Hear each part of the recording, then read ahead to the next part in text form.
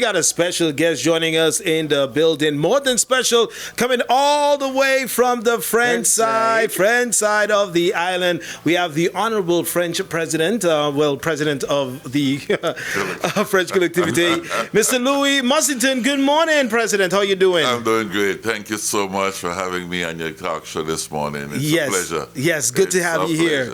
Yeah, good to have you here. The pleasure is all ours, and you're here to basically let's talk about the year that you had. You and our brothers and sisters over there on the French side. Well, yeah. Again, thank you so much for having me. Good morning to your listening audience, and I know you have a wide scope of people listening all through the entire island and the Caribbean islands as well. So congratulations on that. Appreciate it. Yeah. Well, let's say this way. I had some good moments. And the cough leads up to the bad moments. Okay. There's also some difficult moments. Right. Let me just frame it in that form. Well, challenges. Once you got elected, you must know that there could be exactly that. That should be the expectation. Right. Yeah. There'll be times when things will be smooth, an easy ride through. You get all the deliberations voted and approved by the council. Sometimes you'll get the unanimous vote. Yeah. And then there will be times when it'll be tough. You spend hours on just one point because the opposition have so much to say and so much to criticize you on. But again, like I said, you're expecting that because that's how it is in a political arena. Absolutely. But what matters most to me is that at the end of the day, you are making strides, you are convincing people, and you are putting the right plan of action in place. Okay, and that's my joy today, is to be able to say, not in a very humble way, that the country is on a different path. Yeah. We are making progress, and the people are enjoying the work that is being carried out thus far. Like I said, there will be bumpy roads at times, there will be turbulence in the air, but you have to hold strong and make sure that your team remains steadfast and committed to the ideals, which is to bring economic prosperity to the country, which is to improve the social conditions of your people, and to have the education program that will cater towards a higher success rate, both in primary school, secondary, and youngsters moving on to higher or greater economic achievement. So once I sense this is on the right path, then I feel good. Yeah. Because the next 5-10 years from now, you'll be able to expect some young minds coming back, ready to become involved in the decision-making process, both from administrative and also for some who choose to go and venture into the political arena. Then all that shows that somebody planted a proper seed at the right moment. Somebody had the wisdom, the understanding that the only way forward is to educate as early as you can your young minds so that they could blossom in the future and again become part of the whole apparatus. And I said it right when I got into office. I said, I'm going to shape the future of this country with the young minds of this land. And the reason why I emphasize on the young minds of this land is because they know best. Yeah. Okay? What this country is hungering for. Yeah. They know best what would make the St.Maarten feel at ease, comfortable in the land of his birth. Okay? So who else is best qualified than the young St.Maarten? And I don't care whose parents you came from. That doesn't matter to me. Yeah. You're born on this soil, I consider you as a St.Maarten, and I look to you to make a valuable contribution at a given moment to get this country to continue to grow and to be prosperous. Absolutely. So what are some of the challenges though that you and you and your constituents have been dealing with over the past year? I saw recently the whole situation with the airline. I know that's something. I know you're going to bring that up on the first. Well, let me be honest with you guys. This issue has been haunting us, ever since we got involved with that airline. Well, let me say this. When the pharma company went into bankruptcy, we carefully evaluated the situation. Right. And let me be clear again, it was not an overnight decision, even though the opposition would interpret it in those terms. We didn't plan, we didn't calculate, we didn't evaluate. Let's say that we were motivated by varieties of concerns. One has to do with the fact that Only one here, because there are two airlines operating the route Guadeloupe, St.Maarten, Right. and Martinique. There's Air Caraïbe and there's Air Antilles, Air Antilles. Air Antilles taking a plunge, again, running into bankruptcy. We look at the situation and we say that if we don't have a second airline to provide that competition, Right. and who stands to gain from a competition is the people. Those who have, on a frequent basis, have to travel to Guadeloupe and Martinique. You must know that a considerable amount of our people, for health reasons, Yeah. have to, on a daily, regular basis, go to Guadeloupe, go to Martinique Right. for medical attention. Okay? That you cannot get on the island of St.Maarten. So some of them have social security, so then they are covered, their ticket and all additional expenses are covered. But others have to fend for themselves. Right. In other words, it's from their pocket that they will have to pay to get there. So, and yet the medical attention is so critical to their survival and their longevity. So you cannot ignore that reality. And that's where we tell ourselves, that's one valid reason as to why we should get involved. The second valid reason is that you want to guarantee what they call connectivity, making sure that passengers between Fort-de-France, Martinique, Port-au-Prince, Guadeloupe, St.Maarten can move around as often, as frequent as they wish to do so. In addition to that, when they come as guests, visitors to the island. So from an economic perspective, there is a return on the investment. Yeah. So that was another consideration. And the other one is that the cost, when I talk about competition, and I could have mentioned, but I'm going to mention it now, the cost of the ticket.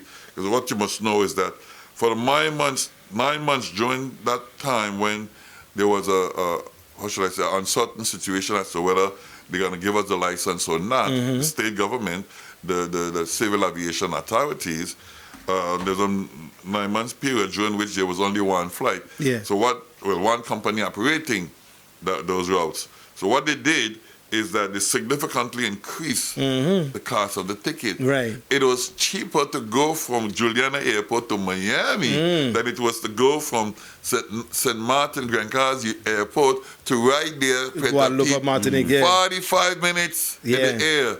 Okay? How much to go to Miami from Juliana? 3 hours? About 3.5 hours. Yeah. Let's be clear on that. Okay?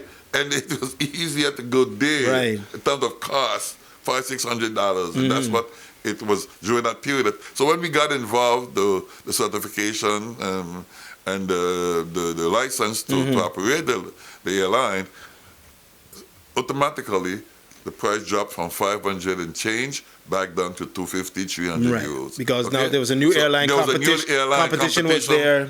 Exactly. And the government of France, I must admit, give them credit for that.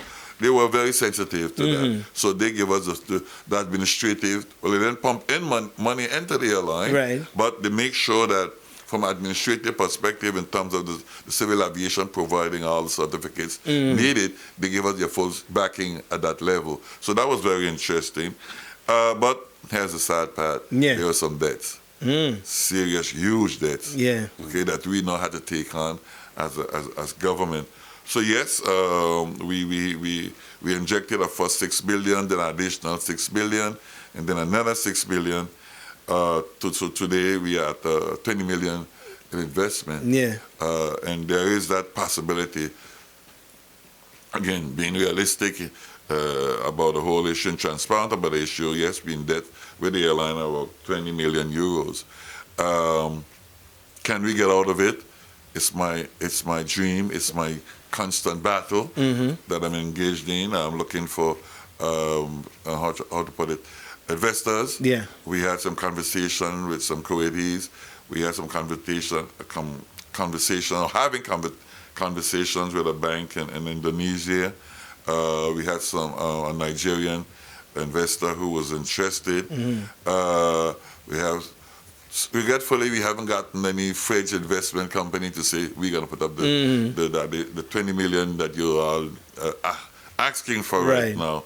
We went to the Regional Council of Guadeloupe. They're not saying no, but they're not saying yes. So very affirmative manner neither. So we kind of, I wouldn't say stuck, but we in that place where we still faced with this uncertainty, but my determined spirit and my support and understanding of the Creator permits me to say with certainty that we would pull through, and because we have until the 31st of January to find an investor who would be willing to put up 25 million euros in the company, because here's a future plan.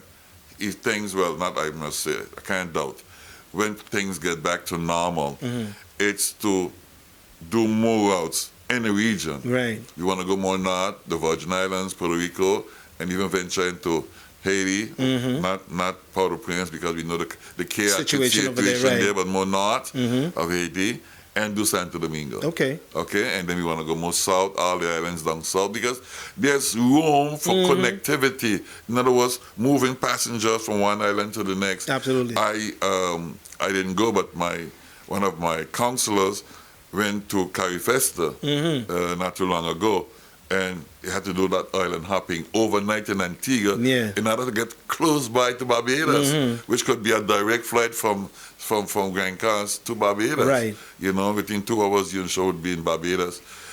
So that's when I talk about connectivity. That's what I'm referring to, having an airline that could take passengers directly into Dominica, directly into Antigua, directly all the way down south. You know, so so that's why I'm saying that we should continue to strive and make it happen. And I pray every day that God will understand what I'm trying to do, and will accompany us and will send that investor with a necessary capital to inject into the company. Absolutely. So again, I remain optimistic. Okay. But it doesn't. Hey, if it fails, I wouldn't be happy, but I wouldn't able to comfort myself by simply saying you have tried. You tried. Right. Right. Okay. So that's where. I'll leave it at that. Yeah. Now, your birthday is surprisingly on November 11th, which means you're a true St.Maarten because it's on St.Maarten. No, it's on the 9th. It's on the 9th. Yeah, I always thought it was okay. No. Okay, so it's on the 9th. So you're close. Close enough. Close enough. But that doesn't take away my St.Maarten spirit. Right, exactly. Indeed, I am a true St.Maarten. Right. And feel proud to be called. As a matter of fact, I was on another radio talk show the other day, and I said, in a very bold manner, not arrogant, but bold manner, let's, at St.Maarten, whether or not on southern side, feel that pride, that joy of being called a St.Maarten. Because I sense that we are losing that spirit. Right. You know, we got so much influence by different cultures that we forget that there's what we must showcase, what we must exhibit that is part of us. That makes us the proud people that we should be, you know, because yes, and I was also, after the conversation, I was in Colombia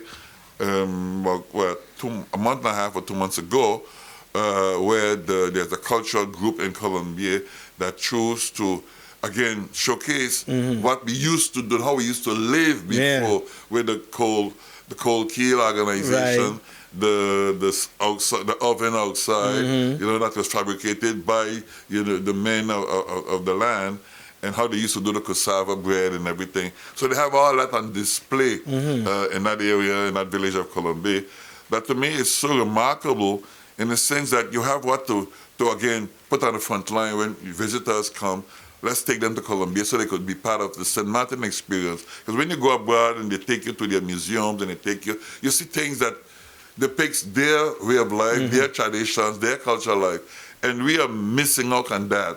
Right. You know, we just take them to modern things that isn't necessarily our creativity, our production. But when you take them to that village in Colombia and you get them and you let them see, even our young children should be part of that experience, because it builds in that St.Maarten spirit, you know, and this is what I am strongly defending, and this I'm asking the whole entire St.Maarten community to feel the need to really give birth once more to the St.Maarten way of life. It's important as a people, as a family, to move on in that sense, where we showcase what is ours with a sense of joy, a sense of pride, a sense of dignity as the people of this land. Now, this doesn't exclude anybody else, you know, from the other nations, from the Caribbean islands, because I know there's a lot of people on the northern and the southern side from the Caribbean islands, but you wouldn't know that. Yeah. In the sense that they're so built into the St.Maarten culture now that they embrace it as theirs as Consider them as, They consider them as part of this St.Maarten community. Yes.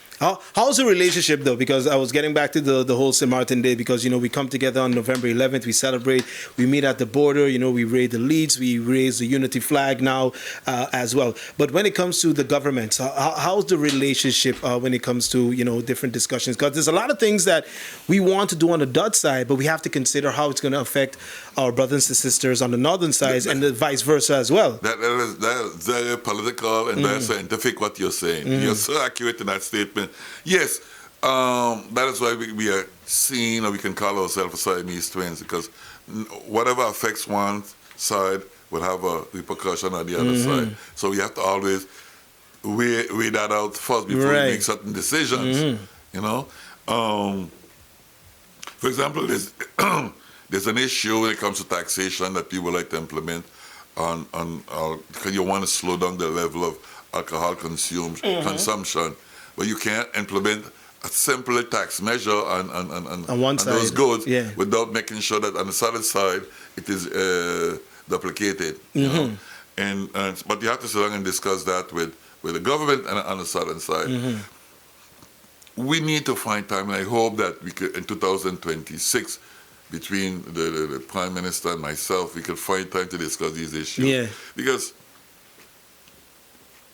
what is a reality is that both of us are tied up with so much daily issues, that it's a bit difficult at this stage to find time to meet on cooperation issues. Yet, it's vital to our survival as a country. I say as a country because it's just one small little 37 square mile island. But it's necessary, and I'm happy that you introduced the idea that, and I asked a question. Just the other day, we signed an agreement when it comes to Interreg Caribbean, and what it is some European funds that are provided for cooperation programs. So we identified the lagoon in Simpson Bay, which is the entire island. Both sides of the island are involved in the lagoon. So we have it as a plan of action. And European funds will be secured for the cleaning up of the lagoon in itself, and a study would be made also, paid by the European funds, to see how we could revitalize the lagoon, because it has been strongly and heavily polluted over that period of time with the boats that sank after Irma and remained there for quite some time. We both had a first policy where you clean up on the southern side, we clean up on the northern side. But there's a lot of remains in the lagoon, and that has caused a heavy level of pollution. So the joint program is to say, now let's have it clean up from that perspective. We took out all the boats that were there, sank boat, and but we have to do more, because it's a source of natural habitat. It's an ecosystem that has to be maintained, sustained. So we have to do it part of that joint fund, and those funds are available for that. But it goes beyond that. The whole ecology.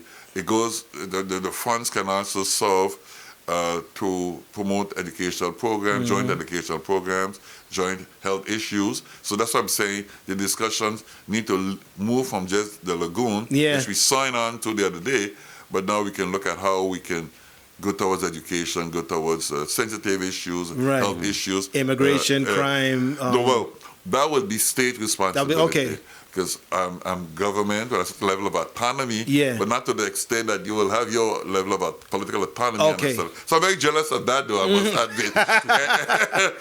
and as a matter of fact, I do have a program where I'll be challenging the government of France on those issues. We need to modify our existing organic law, where we would be entrusted with greater political responsibilities to make things happen, not having to refer to France and get there because there's seal of approval, but as government, we within our council, we can vote on certain decisions pertaining to the North-South cooperation. And I'm ready to introduce that level of legislation to the government in France for approval. It will be a debate in Parliament. It must have the support of the French government. But that's, like I said, the challenge that I'm ready to take on comes 2026. With a certain relative ease, but strongly motivated by the fact that it's important for us. Because building stronger cooperation will put us in a better position to better strategize and organize the future of this land. Yeah. The road network, whether it's on the northern or the southern side, early in the morning, especially on this festive season, traffic jam. Yeah. You know, we have plans to construct new roads, but it's very costly. But some of the, whatever you're going to do in terms of road network has to be properly coordinated by both sides. For sure. You know, otherwise you're still running into traffic bottleneck situation at one point or the other. So if our experts and traffic situation, don't sit at the table of brotherhood and then understand how best we can come up with some technical plan of action to resolve the traffic issue. In the future, we could be losing a serious percentage of our guests coming to our shows, and the fact that, you see, most of our North American guests come from the eastern coast of America, New York, New Jersey, all the way down. And what you want to do is preserve that. But if they're coming here to be stuck for long hours in the same traffic that they will know when they're leaving from Queens down to Manhattan, or from Jersey to wherever, there won't be any, how shall I say, joy, enthusiasm. Right. There's no incentive for them to come here. Yeah. Right. So I think we got to, in the future, brainstorm on how we can create, improve the road network that will be conducive to better circulation, easier circulation. Yeah, that's what the American tourist want. When he reaches on your shows, on your island, he wants to be able to move around easily, go to your beaches, go to your casinos at night, be part of the fun time that this island has to offer. So he can't be stuck in long hours of traffic. Absolutely. He'll find other destinations to attend. So. That's right. The Honorable President of the Territorial Council of St.Maarten, we have the Honorable Louis Mussington here with us this morning. Also for, the rest of 2025 and moving on into 2026, what message do you have for the people out there of St.Maarten that's listening and worldwide when it comes to, for the remainder of 2025 and looking forward to 2026? What message do you have for them? Well, first and foremost, I have embarked on a campaign ever since I've gotten elected. And I said, we got to protect our young men from killing themselves on motorbikes. We have been to every district in the country, and we have even given out free helmets so that you can ride with your helmet. I learned regretfully that some of them sold those helmets, make a $5, and they just continue to be riding bikes crazily. Yeah. Okay? And the level of fatality and the level of deaths on the road as a result of bike accidents is just an increase. It's gone wild on the northern side. Who isn't in a burial ground at this stage, they are crippled for the rest of their lives. So my message has to remain. I must say, though, with much admiration to the police officers or the whole police force over here, for example, the last is down on the causeway, where they block the traffic, and all bikes coming in. I was so pleased with that movement. Yeah. It says that you are not the law. We have the authority to say, stop this nonsense. Yeah. Stop killing yourself. The young boys on the bikes would interpret like, what is man enjoying? But you're in a position of authority.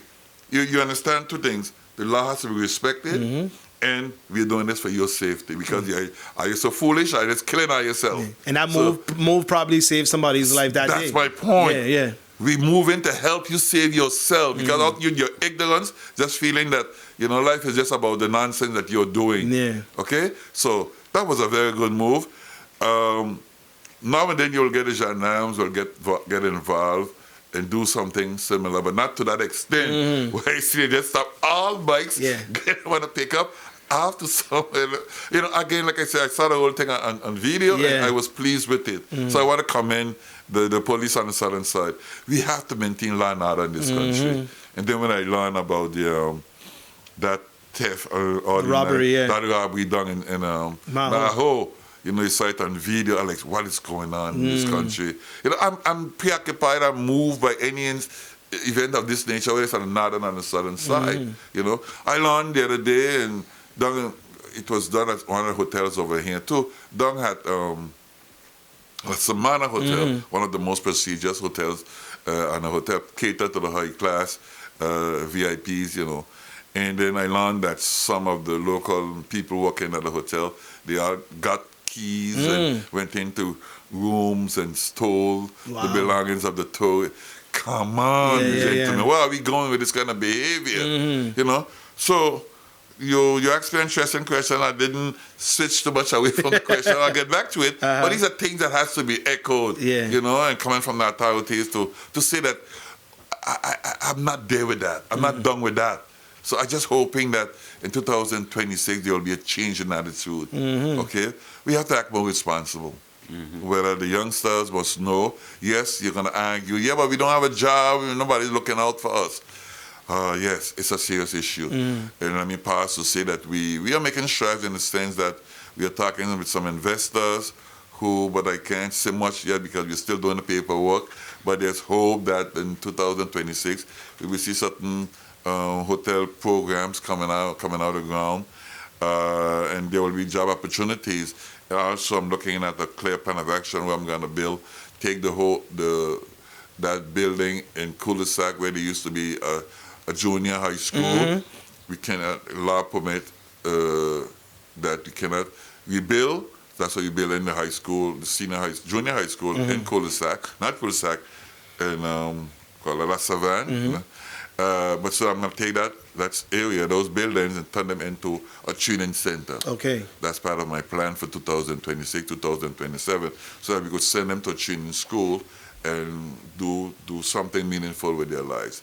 But coming back to what I commit myself to talk about, that is to say their safety. So my Christmas wish is that they would ride their bike safely, okay? And those who drinking, please don't drive. I don't want to wake up on the 26th and learn that we had so many people dying or in hospital as a result of a road accident. So I can just say, let's do it. Let's be careful how we're riding our bikes and even driving our vehicles during this festive season. And also, and I keep saying that there's a song that I praise and I admit that it is to be one of the best songs, a classic in my reasoning is that song from Timo, Let's Celebrate Christmas the Old Time Way. You know, because it's how we used to do it with the tart, the pudding, the ham, the cake, and all those good stuff, goodies. Used to be at the table, family members and friends used to gather in one area at one family member and celebrate Christmas. So I would like to see that spirit take control, you know, take the stage once more. It says, you know, that I know other islands would do the same, but I just want to see it happening more. Because in the process, or during the process, we build that unity, that family spirit that is now being, how should I say, neglected because greed set in. You know, that individualistic mindset takes control because families go at war with one another because of property situation. You know, and forget that we were brothers. Okay? And that we're supposed to live in harmony with one another. And because of a piece of property that the parents would leave and they didn't split it up or share it up or have it divided, you know, and then now it's left to us as the children to come under a real understanding that it should be done equally. But I wanted to feel that, well, I was wrong, I take care of mommy, you were not there, you neglected mommy, but now you're coming looking for the giant share. You know, I'm familiar with the situation because as president, they would come to me now, expecting president to solve the situation. Excuse me to get some water. That's not nothing you could get involved in, but you can, you know, wish for the best for everyone. Exactly. So I can only strongly encourage that along the family table on Christmas Day, you know, we can just have a proper, decent conversation, you know, and it helps to, because what we need to pay attention to is that if we don't, as adults, resolve the issue now, it trickles down to the youth, the younger ones. So you'll have a generation hating not in agreement with one another. Right. You don't want that for the St.Maarten family. Absolutely. So let's use Christmas, this joyful festive period, to bring all that to an end. So this is my wish, that we will really celebrate Christmas the old time way, where everybody would forget their petty differences and unite, come into that oneness, and also recognize that there's a living God. Oh yes, that is so important. We forget to do that. We forget to thank and praise the Almighty God. And we don't have to be a church goer to know God, because the Spirit of the Lord lives within you. Okay? So search for Him, recognize and admit His existence, and talk to God on a regular basis. Absolutely. That's what I try to do in my daily life. So that's why I walk with confidence and feel safe in my interventions here and there, and my meetings in Paris, wherever I am. I know I'm not alone. Spirit of the living God is with me. So I feel good. All right. Thank you, President, for joining us today on the Super Duper Morning Show. The Honorable Louis Mussington. Before you leave, I have one more question for you, which is our question of the day. I think I know your answer. Tariq Tuesday for the holidays. Which do you prefer, cake or some tart? I love both, but I'm slowing down. I'm going to vote. He said. But I'm slowing down on the amount that I'm consuming. Okay. To watch the sugar. Yeah. Okay. But if you had to pick cake or tart, if you had to choose from them. I'll say cake, tart, and pudding. Oh, you're taking all of them. All right, then. Yes, thank you, President, for joining us. And keep the good work on the north side. Thank you so much, man. Yeah, hopefully we could collaborate more with the southern side as well, and we could make things happen. That's for my wish St. for Maarten. 2026. Absolutely. All right. Ladies and gentlemen, I want to say with attitude, Super Duper Morning Show. Stay tuned.